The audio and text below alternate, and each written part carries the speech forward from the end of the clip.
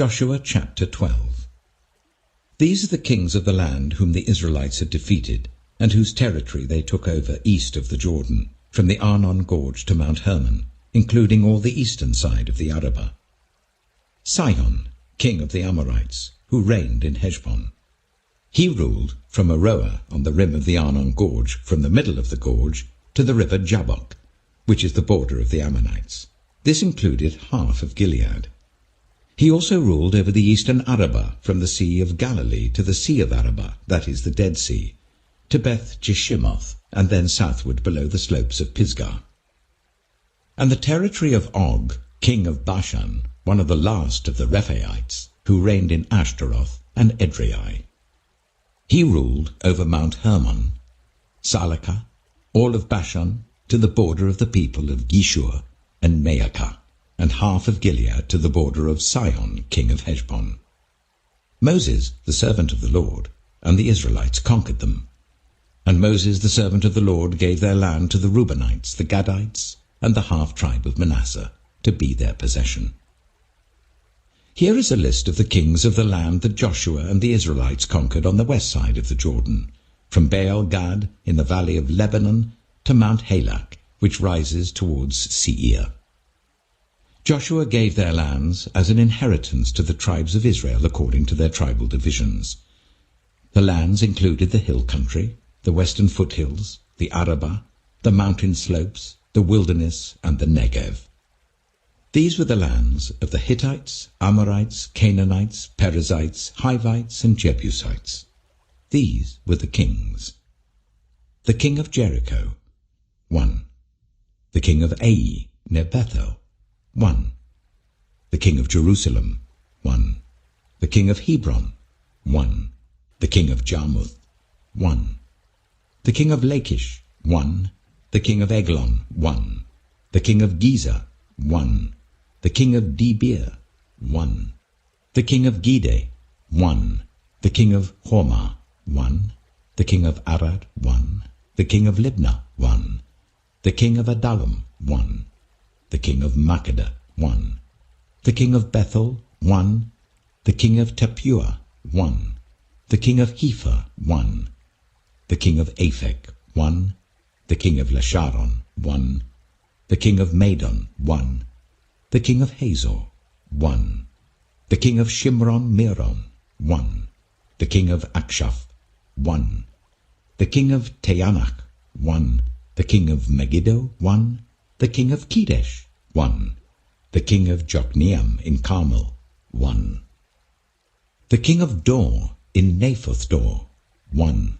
The king of Goyim in Gilgal, 1. The king of Tirzah, 1. 31 kings in all. Joshua chapter 13.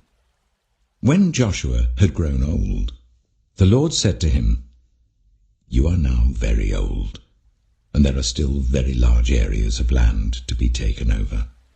This is the land that remains, all the regions of the Philistines and Geshurites, from the river Shihor on the east of Egypt to the territory of Ekron in the north, all of it counted as Canaanite, though held by 5 Philistine rulers in Gaza, Ashdod, Ashkelon, Gath, and Ekron, the territory of the Avites on the south, all the land of the Canaanites, from Arah of the Sidonians, as far as Aphek and the border of the Amorites, the area of Byblos, and all Lebanon to the east, from Baal-Gad below Mount Hermon to Lebo Hamath.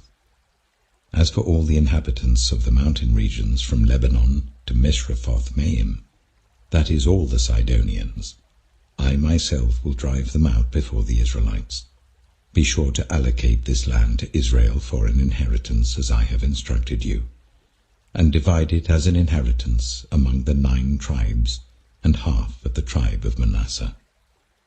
The other half of Manasseh, the Reubenites and the Gadites, had received the inheritance that Moses had given them east of the Jordan, as he, the servant of the Lord, had assigned it to them.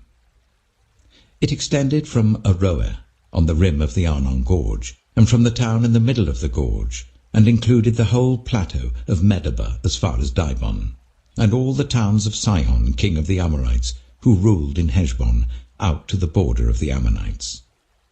It also included Gilead, the territory of the people of Geshur and Maacah, all of Mount Hermon and all Bashan as far as Salakah. That is, the whole kingdom of Og in Bashan, who had reigned in Ashtaroth and Edrei. He was the last of the Rephaites. Moses had defeated them and taken over their land, but the Israelites did not drive out the people of Geshur and Maacah, so they continue to live among the Israelites to this day. But to the tribe of Levi he gave no inheritance, since the food offerings presented to the Lord, the God of Israel, are their inheritance as he promised them. This is what Moses had given to the tribe of Reuben according to its clans. The territory from Aroer on the rim of the Arnon Gorge, and from the town in the middle of the gorge, and the whole plateau past Medeba to Heshbon, and all its towns on the plateau, including Dibon, Bamoth Baal, Beth Baal Meon, Jehaz, Kedemoth, Mephaath, Kiriathaim, Sibmah, Zereth Shehar on the hill in the valley, Beth Peor, the slopes of Pisgah, and Beth Jeshimoth. All the towns on the plateau, and the entire realm of Sihon king of the Amorites who ruled at Heshbon. Moses had defeated him and the Midianite chiefs, Evi, Rechem, Zur, Hur, and Reba, princes allied with Sihon, who lived in that country. In addition to those slain in battle, the Israelites had put to the sword Balaam son of Beor, who practiced divination. The boundary of the Reubenites was the bank of the Jordan. These towns and their villages were the inheritance of the Reubenites according to their clans. This is what Moses had given to the tribe of Gad according to its clans. The territory of Jazer, all the towns of Gilead and half the Ammonite country, as far as Aroer near Rabbah, and from Heshbon to Ramath Mizpah and Betonim, and from Mahanaim to the territory of Debir. And in the valley, Beth-Haram, Beth-Nimrah, Succoth, and Zaphon with the rest of the realm of Sihon king of Heshbon, the east side of the Jordan, the territory up to the end of the Sea of Galilee. These towns and their villages were the inheritance of the Gadites according to their clans.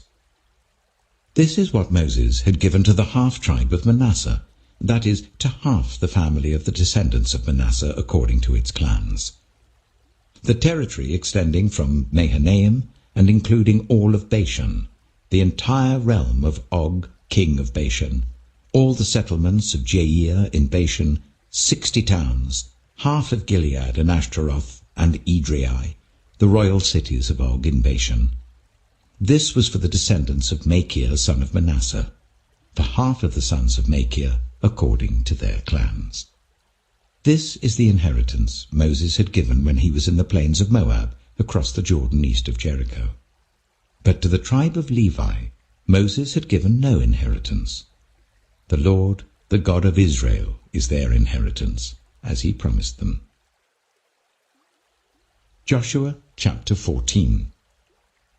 Now these are the areas the Israelites received as an inheritance in the land of Canaan, which Eleazar the priest, Joshua son of Nun, and the heads of the tribal clans of Israel allotted to them.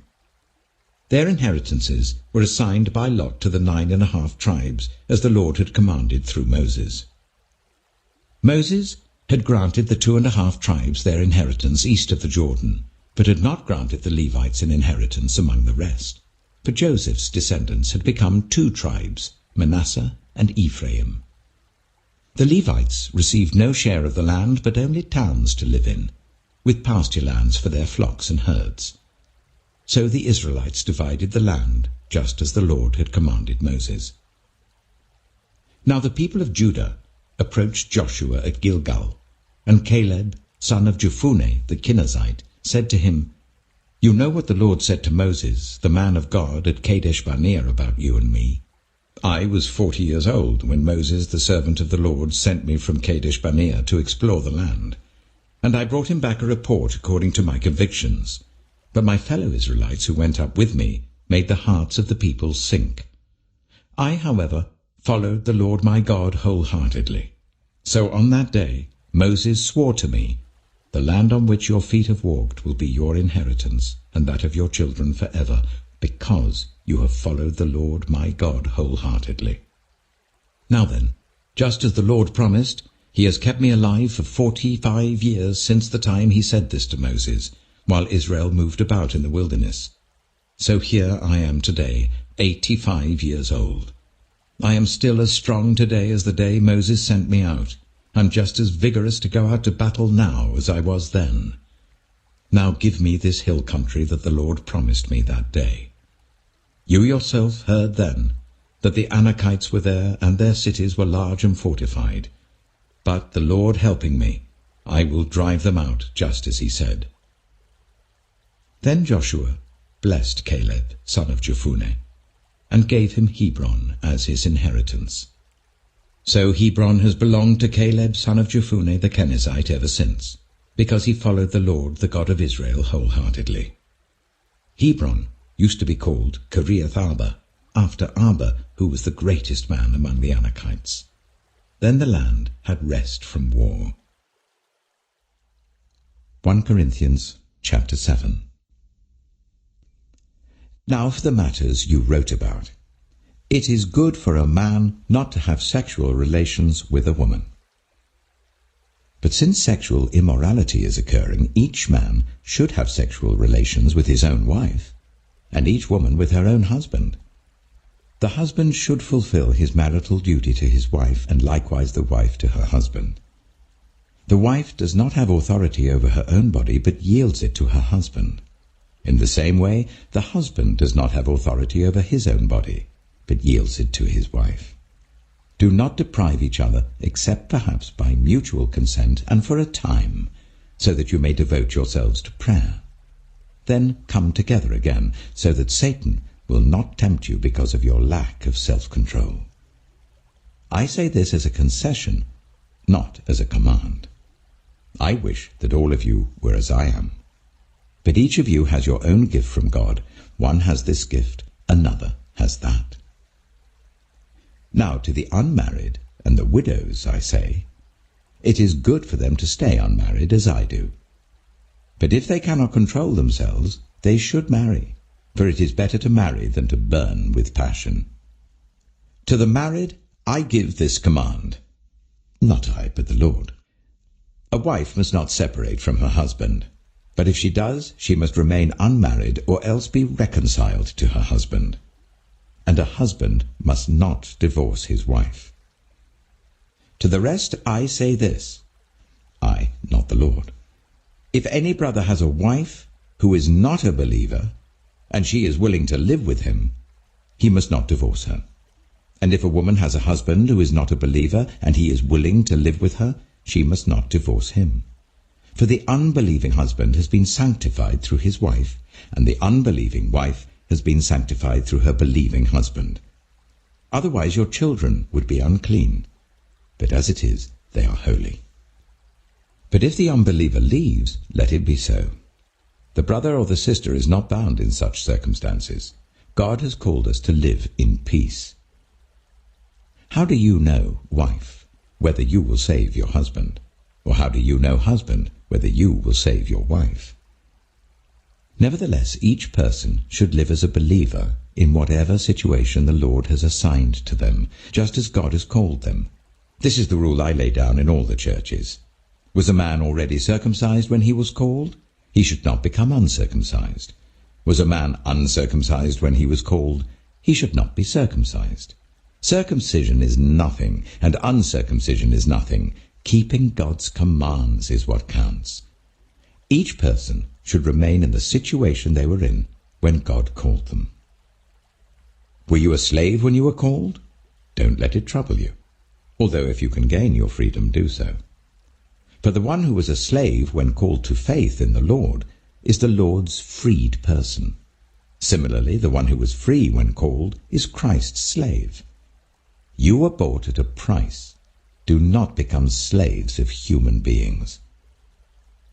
Brothers and sisters, each person, as responsible to God, should remain in the situation they were in when God called them. Now, about virgins. I have no command from the Lord, but I give a judgment as one who by the Lord's mercy is trustworthy. Because of the present crisis, I think that it is good for a man to remain as he is. Are you pledged to a woman? Do not seek to be released. Are you free from such a commitment? Do not look for a wife. But if you do marry, you have not sinned, and if a virgin marries, she has not sinned. But those who marry will face many troubles in this life, and I want to spare you this. What I mean, brothers and sisters, is that the time is short.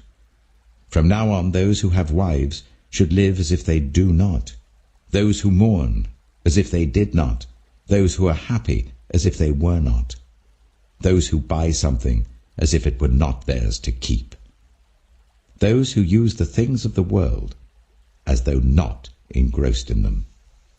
For this world in its present form is passing away.